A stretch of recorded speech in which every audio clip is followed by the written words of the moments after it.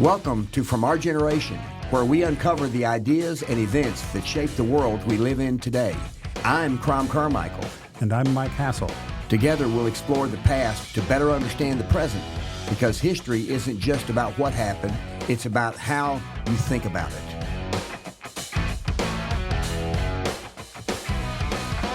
Well, Michael, it is November 21st, Friday, and we have, last week we were talking about the Constitution. We've also talked about health care because it's a big topic of today.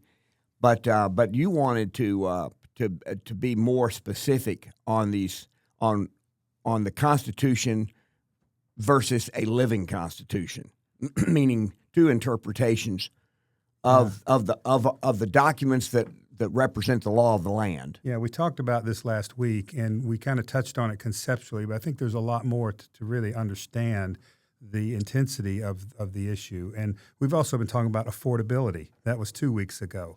And that ties into this, too, because one of the visions of the Constitution, I think, and I believe you would agree, that it's leading to this unaffordable kind of world that we live in. Yes. And we need to explore how. Right. Okay. So let's start this way. There's a book called The Living Constitution, I think is basically the title of it. Crisis of the Two Constitutions. That's the name of the book. And I started reading this. It was a little obtuse, and I wanted to look elsewhere and kind of boil this down to what are the two? Exactly how are they different in a more specific way? One way I have of coming about it is that the Founders Constitution, what this author, whose name is Charles Kessler, describes as the Founders Constitution, that's the one you and I think of as the U.S. Constitution. It was passed into law. It's what's written on the Constitution. There is another vision of the way the world should work that belongs to the left, and it's at odds with the Founders Constitution. It's called the Living Constitution. It was actually given that name by Woodrow Wilson. President Woodrow Wilson, about a century ago. His idea was that the world had moved on from the late 1700s, and what worked for the late 1700s didn't work for a new world where there was Darwin and, the Industrial Revolution had already happened, and this is a progressive age, and they were moving on to new realities. Right. And Wilson, just to add emphasis to what you just said, Wilson hated the U.S. Constitution as it was written because it restricted his ability and the national government's ability to do what he wanted to do. Yes. And so he essentially didn't want to live by the very document that he took an oath of office to protect and defend. That's right. It's quite something to really understand that when you have a set of rules that the participants have to play by, and then somebody playing the game or participating decides they don't like the rules and feels that the rules are, in their mind, archaic, and that they have the right to change the rules unilaterally because of whatever reason they might give. I think of a chess match, because chess is a complicated game, right? And each of the pieces on the board can move only there are rules on how they can move. But suppose I decide that, and you're beating me, suppose I decide that chess is an archaic game. I mean, good gracious, it's hundreds of years old, and we need to modernize it. And since I'm behind, I need to be able to change the rules so that I can get ahead, so that it meets my needs, not your needs, because my needs are by definition a greater need and a more important need. So the heck with the rules of the game of chess. They need to be changed. And that's more or less how Wilson defended it, because he made up arguments that were true. Yes, there had been an industrial revolution. Yes, it was very different than it was at the time that the Constitution was actually written. But the Constitution had one thing in it, and that was the ability to amend it. And that was one thing in it, but that was one of the things. The one thing here that was his stumbling block. Yeah. Because it had the ability to amend it through a process. Yeah. So he wasn't stuck with the Constitution as it was written. He was stuck with having to persuade people to change it in the ways he wanted to change it, and he knew he couldn't do that. And that's really hard. The bar is very high to change it, and it's only happened about 28 times in history. 10 of them were right after the beginning of after the Revolution, right? And then there was another group after the Civil War, and then there was a bunch more around the Progressive Era. They were trying to make some changes at that point. But what I would say is, in formal terms, he wasn't trying to get rid of the Constitution and overthrow it. He was trying to reinterpret it.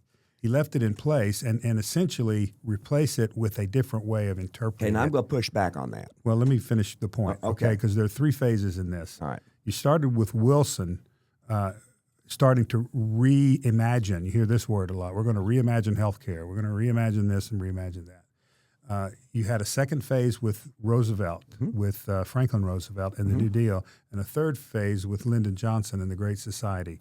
They were all building on this idea of a different constitutional order that turned the government from a limited authority, with specific things they were supposed to do, and then leave the rest of it out. And I would say they turned it into a guarantor. Well, a guarantor of rights for health, housing, education. Which means that they fundamentally wanted to overthrow our form of government and the Constitution because they didn't like it.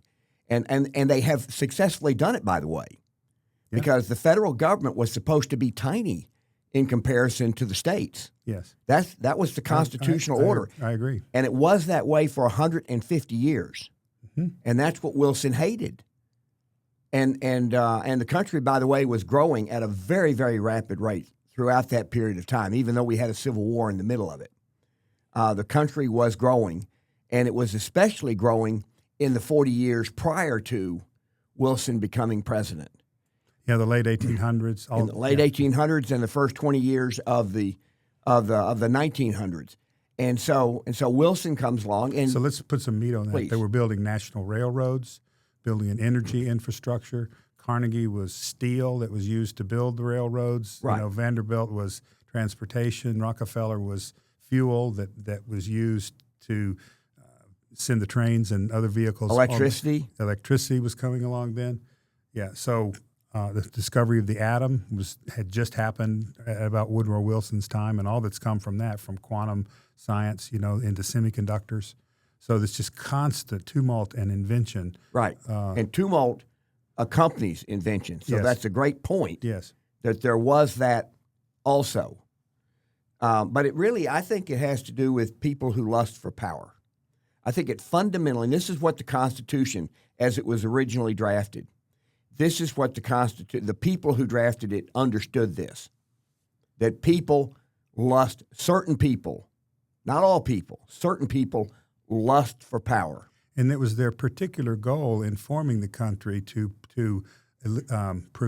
eliminate and prevent tyranny, because they had experienced tyranny in the English system in the form of a king. So they didn't want anything like that. And I think you can interpret a lot of what we call the Founders' Constitution as an effort to prevent tyranny. Yes. All the separation of powers, the federalism, it's to keep anybody from getting their hands on the steering wheel and having the power that Wilson seemed to want. Right. And when you say federalism, we need to be sure that our audience understands that federalism at that time was a federal form of government, meant states had the rights to really govern their states. Yeah. And that the federal government had very limited power. The national government, I should say, had very limited powers. Yeah, so a federation, like the Confederation, right, of states, that was the name for the southern states. A federation is a voluntary alliance of separate entities that each have their own powers and authorities and sovereignty and all that. They voluntarily choose to come together. That's sort of the conception of the United States until the Civil War. And as our author in the series we did at Knowledge Products on this said, the United States became, instead of a small u and a small s, which is a federation of separate powers, it became a proper name with a capital U and a capital S, a singular entity with authority now headed toward Washington. And that has grown since the Civil War, and particularly since the beginning of the Progressive Age. That's part of the vision of a living Constitution, is to put more power in a central authority that can be a guarantor for all this expanding idea of rights. I just want to keep emphasizing that the idea of a living constitution means that there is no constitution. It means it's whatever the people in power at the time say the Constitution is, because there's nothing written that anybody has to follow or swear allegiance to and then keep it. Yeah, that's the way that the left wants it now. Yeah, and I mean I'm saying that's just the way it is, and our constitutional order is really going to be we're going to determine whether or not we'll continue to have a constitutional order. If I live another 10 years, I think it'll be within my lifetime that we'll determine whether or not we are living under a constitutional order as we have for 250 years. So let me push back a little bit, because I think your way of stating it is overstated. There is a written Constitution. There's just not a willingness to accept it at face value at what it says. There's an effort to reinterpret it. So it's not like, as I mentioned with Wilson, he wasn't getting rid of it and saying there is no Constitution, I don't even have to look at it. He was pretending to follow the Constitution, but and doing something else than what it really requires. Well, here's where you and I would disagree then, is that if we're playing a game of chess and we initially agree on what the rules of the game are, and I want to change just a few of them, that we're not playing by the rules of the game. Because I have the right to change just a few, not many, just a few, but enough to get everything I want. Yeah. And so when my view of that would be, I'm going to interpret the rules in a different way, and they're going to lead to a different outcome. Right. But they're still the same rule. I'm just interpreting it. Right. They're going to lead to an outcome that I want, and that you can't possibly achieve. And so what I'm saying is that if you are required to play by the rules that are written, and I get the right to have a living set of rules where I can change whichever ones I want, but say I'm living by the rest, then there are no rules that we're playing by. Let me give a specific example of what I have in mind here. Sure, please. The original rights were to Article 1, Section 8 is the section of the Constitution that lists the powers of Congress. No. Okay, powers is different from rights. Okay. What I'm getting to is their original conception of rights, life, liberty, and the pursuit of happiness is it's the Declaration of Independence. Right? Okay. And in the Constitution, we have right to free speech, right to freedom of religion. It's in the amendments. In the amendments, that's part of the Constitution. Yeah. It's in the first 10 amendments, Bill of Rights. But they are mostly about freedoms. You're free to do this. You're free to follow your own religion. You're free to associate with whoever you want to. I'm going to push back here just a bit. All right. The Bill of Rights, the first 10 amendments, primarily restrict Congress. They don't say you have the right to freedom of speech. It says Congress shall not pass a law restricting the freedom of speech.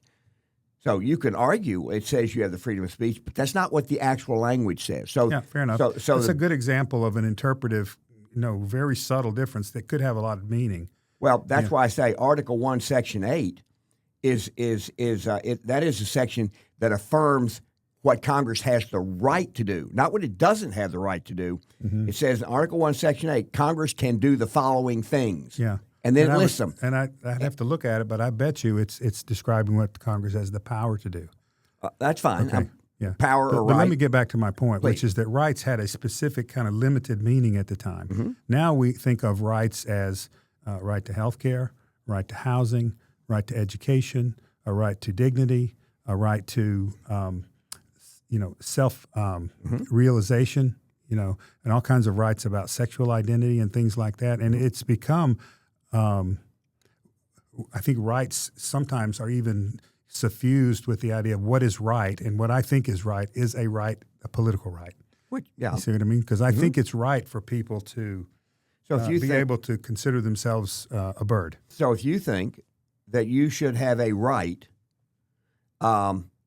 your right supersedes, for you to have a right to think you're a bird, your right in your mind supersedes my right to say you're not a bird and to believe you're not a bird. So I have to accept your vision of yourself. And maybe even pay for my transformation to become a bird. Yes. If it is indeed my right to be a bird, then somebody's got to pay for it. If I can't pay for it myself, and this has been going on in our country, you have people expecting other people to pay for their changes of that nature. No, not literally a bird. We all know that. I don't know. There are a lot of people who tweet. Okay, so, But to those of us, I can't speak for everybody. To me, this is unmoored from reality. It's unmoored from biological reality, but there are people that think that this is a natural order. This is a progressive order. This is a better order than the one we had at the beginning of the country. Right, which means that there are no rules that we agree we're going to both live by. That's Right. what it fundamentally means. I can agree with that way of stating it. Yeah. And so if you have a situation where you do not have rules that everybody agrees to live by, then you have no rules. Right. It is whoever is the most powerful gets to set the rules for that point in time. Yeah. So Now, we've made this point that there's a division of rules, right? What I want to trace it to is this problem with affordability.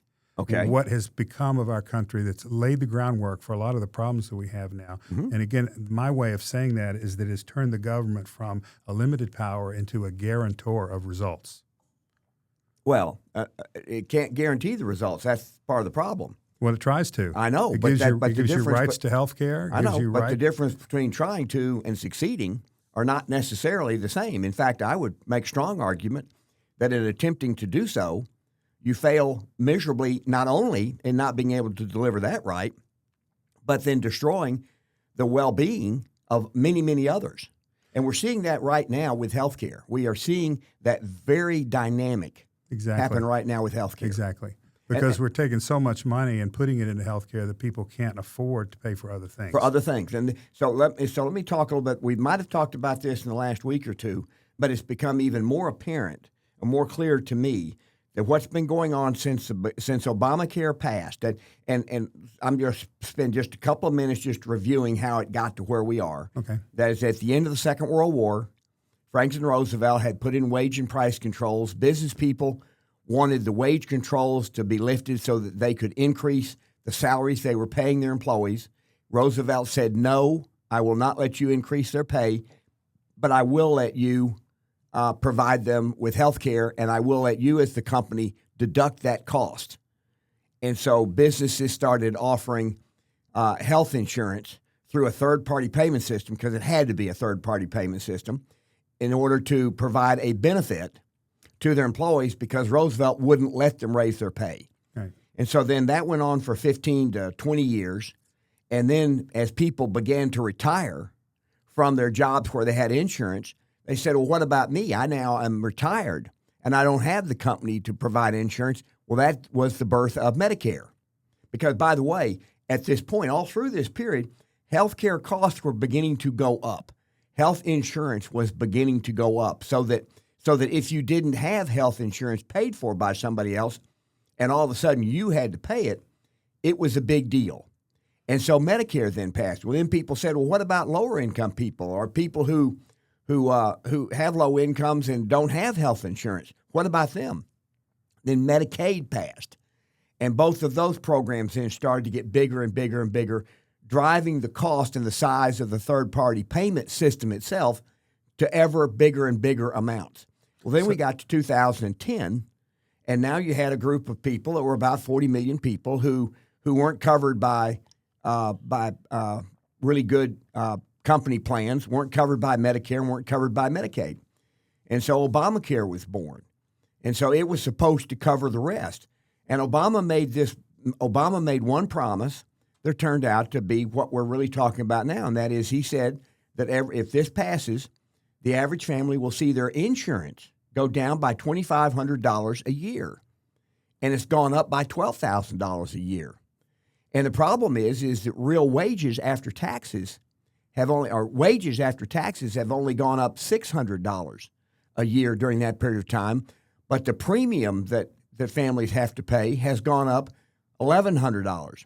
So that extra $500 that families are now forced to pay for health care because of the law now, they don't have that to spend on other things. And so that is where this affordability issue, you can lay the problem at our health care system. One of the big fights when Obamacare passed was whether the government can force you to buy something. Right. This was the conceptual distillation of that dispute, right? Because 100 years ago, let's say from before the progressive era, people bought their own. They paid for their doctors. If they couldn't, they brought them a bushel of food or something, and the doctors would take barter by people who just didn't have the money to do it. It was a private act of charity, but people decided what they would buy, and if they could afford it, they would buy insurance to protect themselves against big, surgeries and things like that. What happened then, if you unattach this from individual responsibility, then you make it a condition of employment, and you get your insurance by being employed, right? Then you're detached from self-determination, right? You have to, if you leave your job, you got to find another job with insurance. And then we built, as you've described, built on that where it transfers really to direct government intervention rather than through a company. Well, but not only that, when that happens, you lose track of what healthcare costs because your employer you're not paying. You're not paying it, and your employer's paying it. But your employer says, okay, if I'm going to hire that person, I need to also have coming out of your paycheck. So the cost of the insurance, which the third party payment system is now so huge that it's encroaching on literally everything else. It is coming out of people's paycheck, so that when your insurance cost goes up 8% a year, which it's going set to do next year, is health insurance going to go up 8%. Inflation is supposed to go up 2%. Wages are supposed to go up 5%. But remember, the 5% is pre-tax. So the 5% really is 4% after taxes. But your health insurance went up 8%. And so your ability to pay for other things is diminished because 4% of that is now of that gap is now you're required to spend it on health insurance. And so this is the essence, and we're getting back to the Constitution, because in the Constitution itself, as it was written, it doesn't give Congress the authority to mandate these things on individual citizens. Right. They could never get away with that in the Founders' Constitution. Right. Just like we talked about the interstate highways. That is a benefit to everybody. But in the 1950s, they could, or 40s and 50s and 60s, they couldn't figure out a way to legitimately have the government pay for it, so they did it as a defense project. Well, right? But then once they paid for it, it was over. That's a little different than health care. I'm just saying, finding the authority in the government to spend a big amount of money. There's a lot of differences in all these things, but they found ways to spend money, and sometimes with good effect. I would think that interstates, we've benefited that because it created an infrastructure for commerce to build into. But you do this over and over and over in sector after sector. But they did do it. Let's be clear about this. With the interstate highway system, they did find a rationale. They knew they needed to find a rationale under the written Constitution. Yes. So they said, if we need to move troops in war, we need to have the mechanism. We need to have the roads, the infrastructure in place to do so. And so they at least recognized that the Constitution did not provide for the federal government to just pay for infrastructure. Right. There had to be some reason within the Constitution, and so they passed it under a defense appropriation. And to think about what that's become now 70 years later, we have shovel-ready projects, and they pass routine legislation that's going to build a bunch of infrastructure. Or not even infrastructure. Or claim to build it and then not build it. Yeah, I mean, well, not even that. It doesn't even have to even be infrastructure. It can be whatever they want it to be. And but they put it under the bill, and then they put a whole bunch of other things in there, and so if you are against, and the result of this, the result of what we're talking about right now, is that federal debt after the Second World War, which was high because of the war, federal debt dropped dramatically as a percentage of the economy through the 50s, and continued to drop during the early part of the 60s before Medicare and Medicaid hit. Yes. And taxes were actually, under Kennedy, cut dramatically, and the economy took a nice bump. But total federal spending when Kennedy came into office passed $100 billion. $100 billion total federal spending for the first time in peacetime. $100 billion, and now we're at $7 trillion, and we're increasing, and the most recent government shutdown, the Democrats wanted to increase that spending by $1.5 trillion, and there was no pushback by the media, by their side of the media. $1.5 trillion, No problem. Because people need it, and they're going to lose their health care if we don't do this. Right. And so And that was pretty much all of the argument for it. But once again, it's because they didn't have to play by a set of written rules. Yeah. That's what you and I are. I think we have a slight difference of opinion on how this living Constitution means there is no Constitution. It just means that whatever laws I have the ability to pass The reason I say what I say is if you talk to somebody on the left, they would say, yeah, there's a Constitution, and we are living its best version. We're advocating our best life under that Constitution. They wouldn't say there's no rules there. They say it's there, and here's how we interpret the rules to make a better world. And to you, that means there is no rule because if we're playing chess, and one side gets to change the rules, then there are no rules. There really are no rules, and that's what we see right now, and that's what all the riots are about. This is now all about who has the power to set the agenda, because there isn't a set of rules that the parties have to live by. And the result of that is a $38 trillion in debt, growing at, under Biden, it got up to where it was increasing by $3.5 trillion a year. Yeah. And now it's down to $2 trillion, which is still that's not sustainable. Yeah, I could remember when 200-300 billion was considered, way out of line. Right. But now it's almost 10 times that much. Right. And that 200 or 300 was because, once again, we didn't live within the rules or didn't go to the trouble to have the arguments to change the rules the way that the rules said you had to do it to change the rules. Yeah.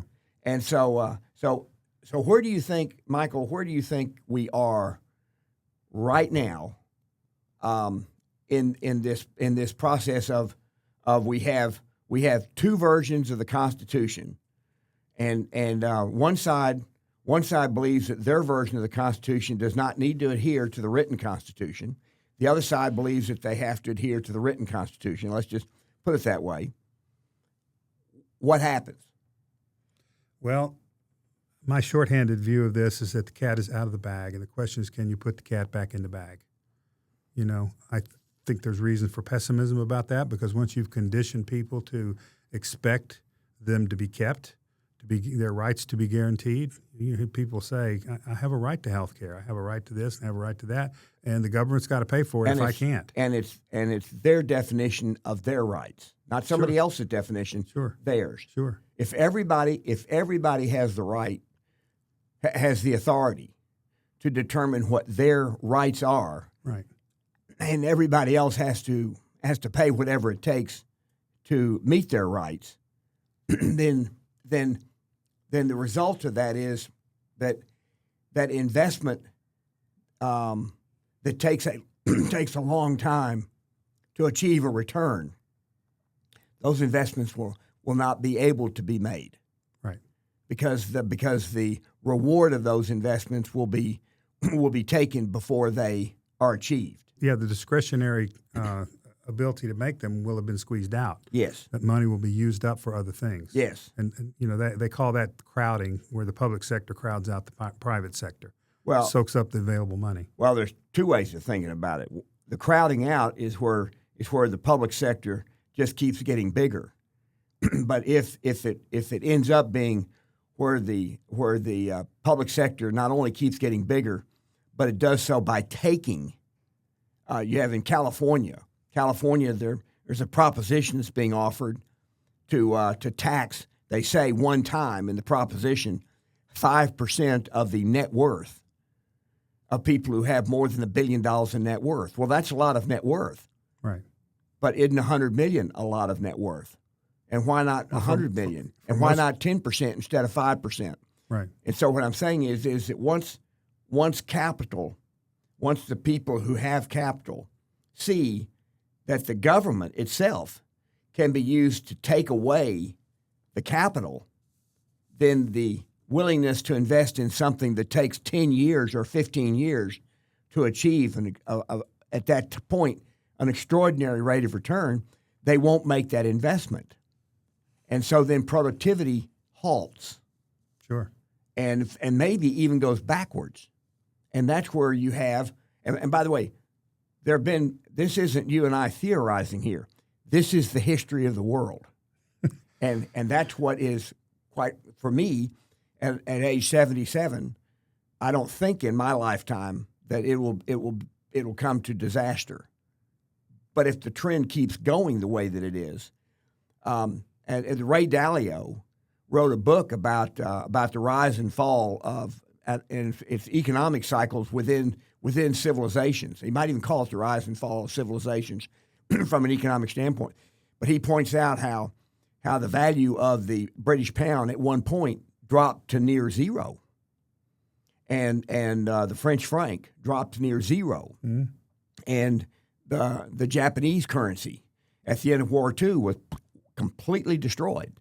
Now, that was because of the war, but in other kinds, you've had the Roman inflation that destroyed the Roman Empire. Right. And it was because the people in power felt that the way to retain power was to pass out goodies by debasing their own currency. Like $2,000 to every U.S. citizen next summer? Well, that could be a possibility, except that at least is coming from tariffs. Yeah. So anybody that doesn't know, we're alluding here to Trump's recent statement that he may just pay $2,000 to each citizen or each taxpayer. I don't know, to everybody. I don't think it's everybody. It's not 2,000. I don't. That's a good question. Whether it's 2,000 a person or 2,000 a household. Yeah. Or what, household. Who's excluded? And it's from not getting everybody. that? It's not everybody. Yeah, It's middle and lower income people. Okay. Now, here's what's interesting about that particular. Is there anything in the Constitution that allows him to do that? Well, this is the point I was trying to get to. No, there's not. But why not? Why shouldn't he do it if it's to his political advantage? Under the rules that we have of a living Constitution, isn't the purpose of a living Constitution to help as many people as the politicians think they can? This is exactly the point. Here you have somebody on the right expressing a wish that is really fits under a living Constitution, not the Founders' Constitution. Right. Well, we are under the living Constitution now. You've already said the cat is out of the bag. Yeah. That is the Constitution. Right. The cat in your metaphor is the old Constitution. Yes. Yeah. Let me pursue one little interesting wrinkle here. When we did a production on rights, if you recall, in Knowledge Products, we did a series on the moral problems of our age, and one of them was on rights. And one of the very interesting things I learned from that is the distinction between a negative right and a positive right. Okay, a negative right means you've got to leave me alone. Don't tell me who to associate with. Don't tell me what to believe. Don't tell me where to go. All of that. So a negative right is excluding other influences. Right. A positive right is an entitlement. It means I'm entitled to have something, whether it's health care or a house or an education or food or dignity or an abortion. When that happens, there's a hidden side of that, which is that somebody's got to pay. If I have a right to any of those things and can't pay for it myself, that means somebody else has got to come up with the money. Which means their rights to are be infringed. left alone Are infringed. Are well, yes. Yes. They no longer exist. Yeah. They're not just infringed. The money is taken from them in taxes, in the ways that we described. So it squeezes out the money they have left over for other things. So the idea of entitlements, and you have that now that, even in this most recent shutdown, that people can't afford their health care, so they're entitled to get money to be able to have health care. That's really the extent of that logic. But they don't really go past that to say the money that's being taken from somebody else is now not used for the investments that you talked about, for other expenses those people would have preferred to pay. Well, not only that, in order to have that right, there has to be a layer of government that is much, much more expensive than the delivery of just that right. That's true. And that diminishes the wealth of the entire population once it reaches a certain point. And I am making the statement that healthcare has now reached that point. It's $5 trillion is what we spend. We spend more money now on healthcare than we spend on all food. That's groceries and going out to dinner and energy. We now spend more money on healthcare than those two industries. That's astounding. Yes, it is. And, that's amazing. And it is that's how big it is, and it is going to grow at 8% next year. That's what they are predicting. And by the way, sometimes their predictions turn out to be wrong. If Obamacare subsidies, if the ceiling is increased, the way that the Democrats want, it'll grow at more than 8% next year. The cost of health care will grow at more than 8% because the third-party payment system will have to become that much bigger to support all those third-party payments. And since nobody knows what any of the prices are that are going in there, they don't really have a basis to. There's nothing they can do it. about there, and not only there's nothing they can do. I'm on Medicare. Right. If I need to go to the doctor and I care about what the price is, there's nothing that I can do. If I believe that the amount of money that's being paid, I can say, well, I'm not going to go. So let's look at this implication of the two constitutions. Under the living constitution, things are basically measured by their inputs. How much are we going to spend on things? With very little attention to how efficiently outputs are produced by that, right? In a market economy, you pay a lot of attention to optimizing output for input. You want as little input for as much output as you can do, right? Let me express this another way. The economist Ludwig von Mises wrote a book on bureaucracy. And we covered this in our economics series of knowledge products. And basically what he said... And by the way, just for our listeners, the name of that book is Bureaucracy. Yes. And it's not a big book. It's not, but yeah. And it's a wonderful book. Yes. And what I learned from that is the difference between the public and the private sector and the basis of Marxian thinking.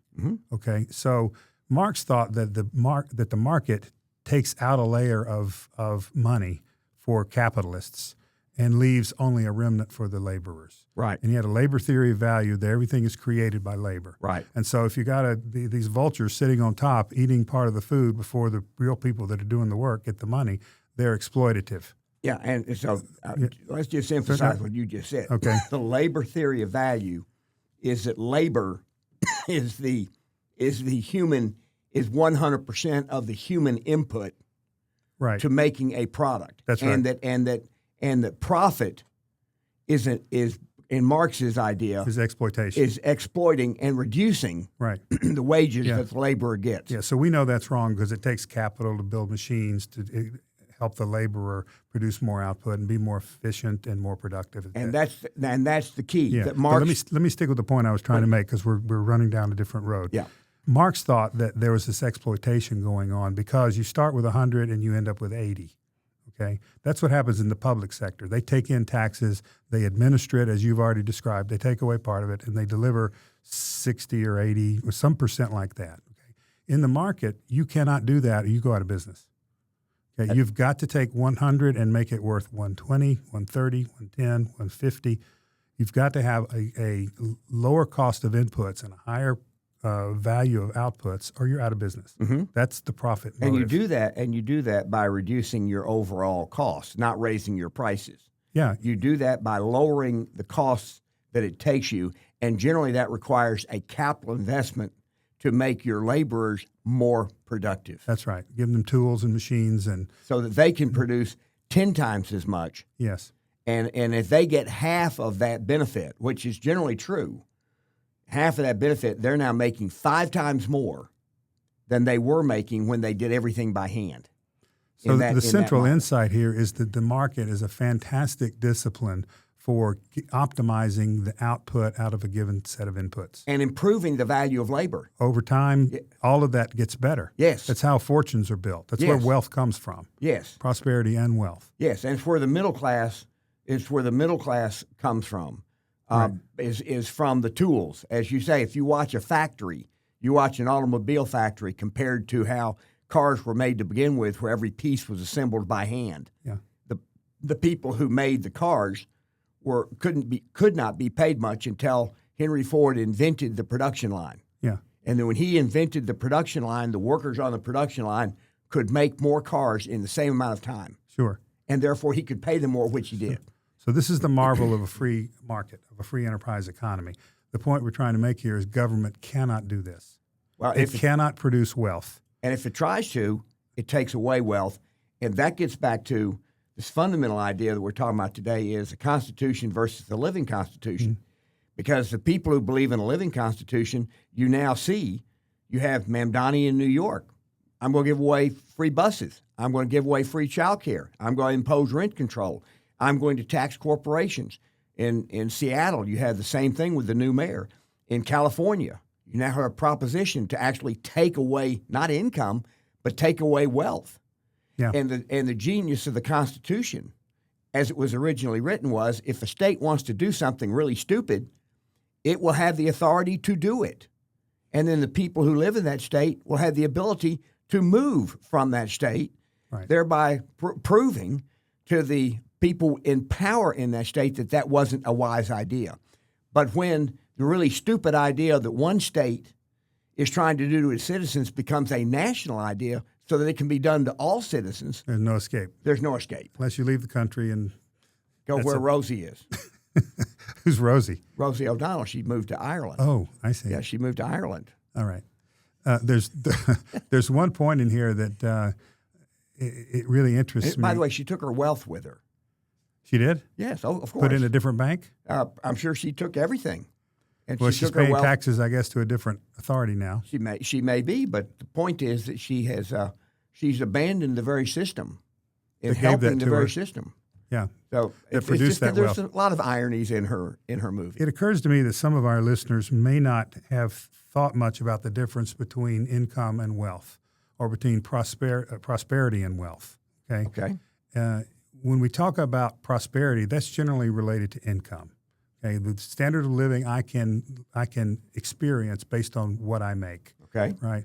Now, people generally save a surplus. If they have an extra, they save it up and they become wealthy, or they invent a business and they produce wealth. That's not income. A lot of wealthy people don't have big incomes. They have big assets. Okay, so Jeff Bezos being an example, the guy that founded Amazon, I'm sure he's got plenty of income and now. But, for 10 or 20 years, I think they didn't pay themselves much money. They paid their shareholders nothing. Right. They kept all the money in the company, and they just kept reinvesting it. Mm-hmm. So the asset just kept getting bigger and bigger and bigger and bigger. Mm-hmm. One of the reasons, by the way, is the tax code doesn't tax that as you go along. It accumulates without having bites taken out of it. Right. And by the way, there are many examples of companies like that, like Facebook, for example. Facebook has created over 40,000 millionaires who are employees of Facebook. But they don't make that much in income. They have that as an asset because they own part of this big, valuable company. Yes, and they didn't get it over a year. Right. They got it over a long period of time. NVIDIA has tens of thousands of employees this is the in chip NVIDIA. Company for AI. That were given stock options. Right. And so wealth is as you say, it is not income. And generally speaking, the acquisition of wealth requires deferred income, deferring your income or some of your income. And look at a counterexample. You have a lot of professionals that may have very high income, say doctors and lawyers and executives. Mm-hmm. Let's say they make $500,000 a year or $300,000 a year. Mm-hmm. If they're not saving something from that, they end up poor. Right. Okay. They'll have no assets. In other words, they will spend all their money. They take a percentage and set it aside, and then you can build wealth that way. A 401k, a Roth IRA, or any of these different. That's the reliable way to do it. Yes, and so that.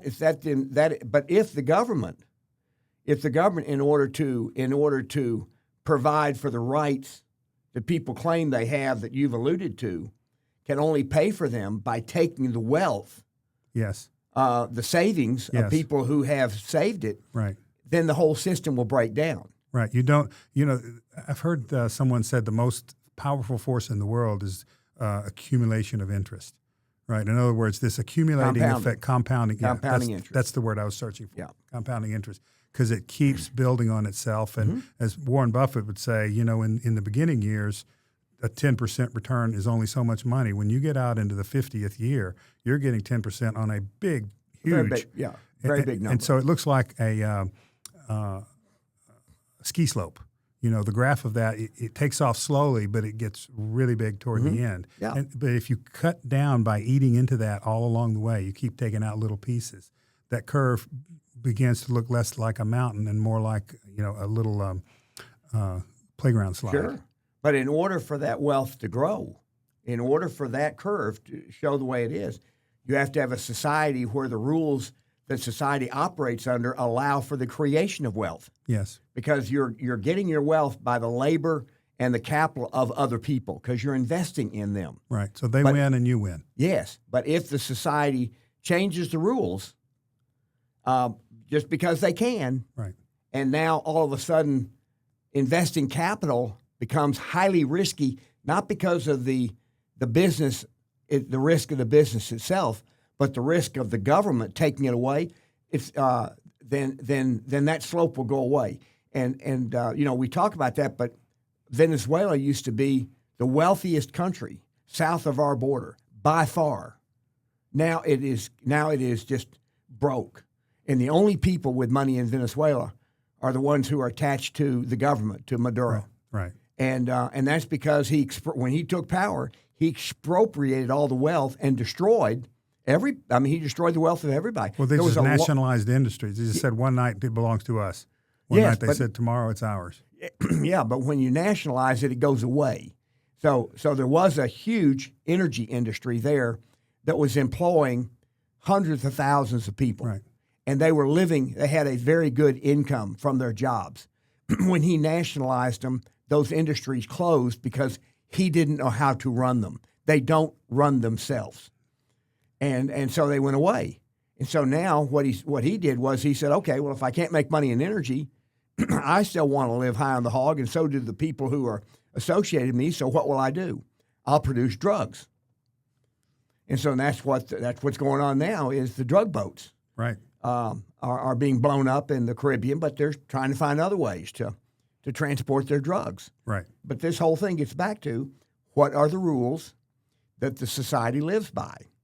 And if they don't like the rules, and they have two choices. They can say, I don't like the rules, so I'm going to just ignore them, and I'm going to call for a living constitution, or I'm going to work to amend them.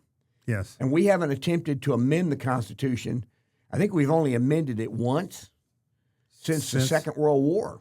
Yeah, there was an maybe effort twice. To create the Equal Rights Amendment. That was for... And that didn't happen. That didn't happen, yeah. Didn't happen because the way it was... That was for women and men, right?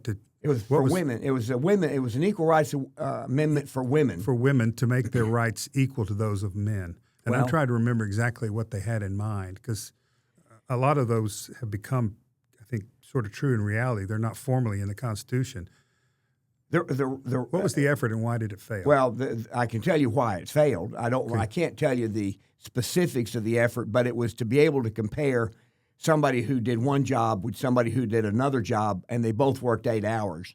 Yeah. And so they both ought to be paid exactly the same amount. Right. Whereas the job that the man might be doing might be producing more or might be more difficult.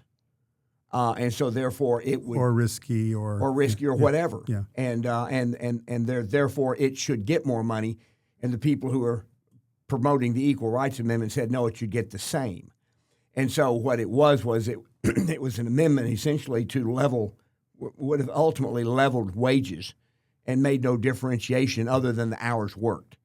That would have been if that had passed, that would have been quite something. But it didn't pass. That sounds to me like it's probably a little overstated because only an idiot would compare the time of a surgeon to the time of a school teacher.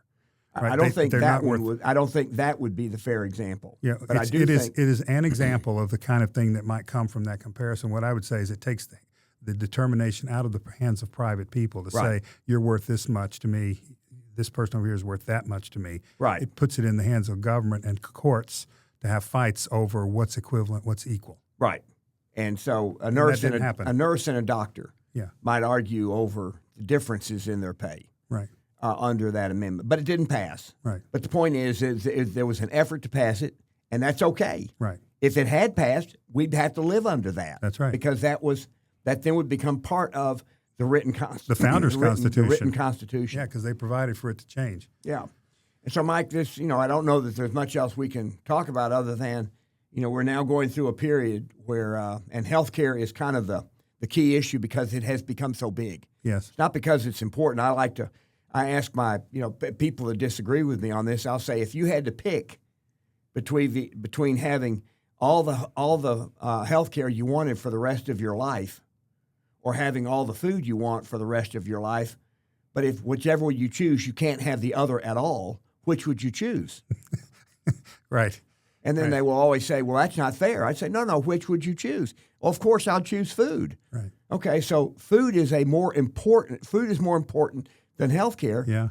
But we let the market set the price and the selection of food. Well, housing is more important than health care as well, because if you don't have a house, if you're not sheltered, you're not going to live long. Right. And by the way, those states where there's a lot more freedom to build have lower cost housing. Right. And so it's interesting that the bluest states, the ones that try to address everyone's rights to whatever it is that they want, the bluest states are the ones that are, in fact, the most unaffordable. Yeah, it seems ironic. I think a lot of people on the left wonder, why do you have these perverse outcomes? Why do you have people that vote against their own interest? Because they could get more if they just voted our way. Right. Because we give it to them through the government. And I think, our hope is that people are smart enough to see through that kind of fictional promise, like it's being bought right now in New York. Yeah. Well, a lot of people in New York, if Mamdani actually accomplishes what he wants to by putting enough pressure on Kathy Hochul, the governor, to pass the legislation in Albany that's required for him to do what he's promising, my guess is a lot of people will be who don't want to pay the price or don't want to live under those circumstances will leave the city of New York. But they won't be the people who want all the goodies. They'll be the people that are paying for it. Who are paying for it. Yeah. And then if they're gone, then who's paying for it? Right. And there's the rub in that argument. Well, Michael? I think we've accomplished our purpose today, which is to sort of link these practical problems we're having economically and politically with a rules problem. Yes. That we at this point we don't agree on what the rules are. We don't agree on what the rules are, and whoever has the power, it's the gold. That perverted way of thinking about the golden rule. He who has the gold gets to make the rules. So he who has the power gets to make the rules, and that is a very dangerous place. Yeah. For the long-term prosperity of a society. And we might just add that this is oscillating like a pendulum. We go from one administration that lives under the living Constitution to another one that's trying to follow the founding Constitution, and it's unstable. Right. And very, very wasteful. And it's been going on for about 60 or 70 years and becoming more unstable as it goes, because every time the left is in power, the pendulum swings farther left. And when the so-called right gets in power, it doesn't go back to where it was. Yeah. It stays close to where it was. So you have a ratchet effect. So you go a full cycle one way and a half cycle the other way, and you keep moving there over time. Right. It's like, by the way, the Gregorian calendar and the Julian calendar. The leap year wasn't exactly accounted for, and every year Easter kept going a little further till it was way out in the summer, I think. Okay. So you have just a little effect over a long time back to compounding interest. That's a great example. It really is. Yeah. And and by the way, the things that we're saying are not subjective; they're objective, because you can see the amount of federal spending and the amount of federal debt. Yes. In particular, the amount of federal debt. The politicians who want to spend the money recognize that imposing the taxes to cover the spending would be politically very difficult. Yeah. So what they've done is they've said, we're going to spend the money and we're just going to borrow it to cover it. Right. And there's a point where that ends too. We're not there yet, but we certainly are closer to that point than we were 10 years ago. I would have thought we would get to a bad point before we have. It puzzles me a little bit, but I think common sense will tell you cannot borrow your way to prosperity. You can't, yeah.